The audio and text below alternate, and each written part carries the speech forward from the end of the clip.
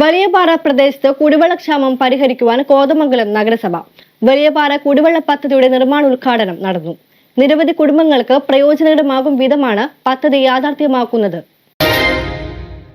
കോതമംഗലം നഗരസഭയിൽ 23 കോടി രൂപ ചെലവിൽ 9 സ്വതന്ത്ര കുടിവെള്ള പദ്ധതികളാണ് നടപ്പിലാക്കി വരുന്നത്. നഗരസഭയിൽ കുടിവെള്ള പ്രശ്നത്തിന് ഒരു ശാശ്വത പരിഹാരമെന്നോണമാണ് ഭരണസമിതിയുടെ മുന്നോട്ടുപോക്ക്. ഇതിന്റെ ഭാഗമായാണ് വലിയപാറ കുടിവെള്ള പദ്ധതി നിർമ്മാണം ആരംഭിച്ചിട്ടുള്ളത്. കോതമംഗലം MLA ആന്റണി ജോൺ കുടിവെള്ള പദ്ധതിയുടെ നിർമ്മാണോദ്ഘാടനം നിർവഹിച്ചു. ഇവിടെ വലിയപാറയെ സംബന്ധിച്ച് കോതമംഗലം വിസ്തൃതമായി കോതമംഗലം നഗരസഭയുടെ ഏറ്റവും കുടിവെള്ള ക്ഷാമം നേരിടുന്ന ഒരു പ്രദേശമാണ്, അല്ലേ? ശരിയല്ലേ? കുടിവെള്ള ക്ഷാമം നേരിടുന്ന ഒരു പ്രദേശമാണ്. അപ്പൊ അതുകൊണ്ട് തന്നെ ഇങ്ങനെ ഒരു കുടിവെള്ള പദ്ധതി വരുമ്പോൾ ഇവിടെ സൂചിപ്പിച്ചു നിരവധി കുടുംബങ്ങളിലെ 250-ലേറെ കുടുംബങ്ങൾക്ക് ഉപകാരപ്രദമാകുന്ന ഒരു പദ്ധതിയാണ്. ഒരു 3 വാർഡ് പ്രദേശങ്ങൾ വരും.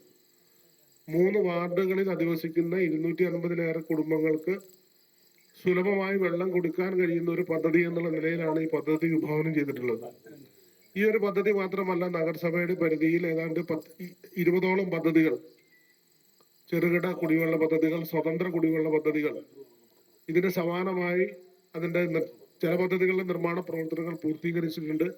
മറ്റു ചില പദ്ധതികൾ നിർമ്മാണം ആരംഭിക്കുകയാണ്. അപ്പോൾ ഈ പദ്ധതികളെല്ലാം പൂർത്തീകരിക്കുന്നതോടുകൂടി നഗരസഭയുടെ എല്ലാ പ്രദേശങ്ങളിലും സുലഭമായി ജലം ലഭിക്കുന്ന നിലയിൽ, ശുദ്ധജലം ലഭിക്കുന്ന നിലയിൽ അത്തരമൊരു സാഹചര്യം നമുക്ക് രൂപപ്പെടുമെന്ന കാര്യത്തിൽ ഒരു തർക്കവുമില്ല. ഇപ്പൊ നഗരസഭ പ്രത്യേക താല്പര്യമെടുത്തുകൊണ്ടാണ് ഇവിടെ ഞാൻ കടന്നു വരുമ്പോൾ, ഞാൻ ഇവിടെ ടോമിച്ചേട്ടനെ ആദ്യം സംസാരിച്ചിട്ടുണ്ട്, പിന്നെ പ്രിയപ്പെട്ട നൗഷാദൊക്കെ സൂചിപ്പിച്ചിട്ടുണ്ട്, മറ്റുള്ളവരും ഒക്കെ സംസാരിച്ചെന്നാണ് ഞാൻ മനസ്സിലാക്കുന്നത്. സമാനതകളില്ലാത്ത വികസന ക്ഷേമ പ്രവർത്തനങ്ങളാണ് 2020 മുതൽ 25 വരെ നഗരസഭാ കൗൺസിലിന്റെ കാലത്ത് ഇവിടെ നടപ്പിലാക്കിയിട്ടുള്ളത്. ഒരുപക്ഷെ എനിക്ക് തോന്നുന്നു നഗരസഭയുടെ രൂപീകരണ കാലത്തിന് ശേഷം, ഇപ്പൊ നേരത്തെയുള്ള കൗൺസിലുകളൊന്നും ചെയ്തിട്ടില്ല എന്നുള്ളതല്ല ഞാൻ സൂചിപ്പിക്കുന്നത്. നഗരസഭയുടെ രൂപീകരണ കാലം മുതൽ ഇങ്ങോട്ട് പരിശോധിക്കുമ്പോൾ ചുരുങ്ങിയ 5 വർഷം കൊണ്ട് ഇത്രയേറെ മാറ്റങ്ങൾ വന്ന മറ്റൊരു സമയവുമില്ല എന്നുള്ളത് നമുക്കെല്ലാം നിസ്സംശയം പറയാൻ കഴിയും. നഗരസഭാ ചെയർമാൻ KK ടോമി അധ്യക്ഷത വഹിച്ചു. നഗരസഭാ കൗൺസിലർമാരായ PR ഉണ്ണികൃഷ്ണൻ, റോസ്ലി ഷിബു, വിദ്യാ പ്രസന്നൻ തുടങ്ങിയവർ പങ്കെടുത്തു. അപ്പൊ ആ പ്രകടനത്തിൽ പറയാത്ത കാര്യങ്ങളാണ് ഇപ്പൊ ഇവിടെ നടപ്പിലാക്കിക്കൊണ്ടിരിക്കുക. നമ്മുടെ 9 സ്വതന്ത്ര കുടിവെള്ള പദ്ധതികളാണ് ഈ നഗരസഭയിലൊട്ടാകെ 23 കോടി രൂപ ചെലവഴിച്ച് നടപ്പിലാക്കുന്നത്. അപ്പൊ ഈ കുടിവെള്ള പദ്ധതികൾ തീർന്നു കഴിയുമ്പോൾ നമുക്കറിയാം, നമ്മള് വാട്ടർ അതോറിറ്റിയുടെ കുടിവെള്ളം ആശ്രയിച്ചാണ് നമ്മൾ കുടിവെള്ളം ഉപയോഗിച്ചുകൊണ്ടിരുന്നത്. ഇപ്പോഴത്തെ ഒരു പ്രതിഭാസം എന്താണെന്ന് വെച്ചാൽ, വേനൽ വർഷം മാറ്റമില്ലാതെ തന്നെ നമ്മുടെ കോഴിപ്പുള്ളി പുഴ വറ്റിപ്പോകുന്ന വലിയ സാഹചര്യമാണ് ഉണ്ടാകുന്നത്.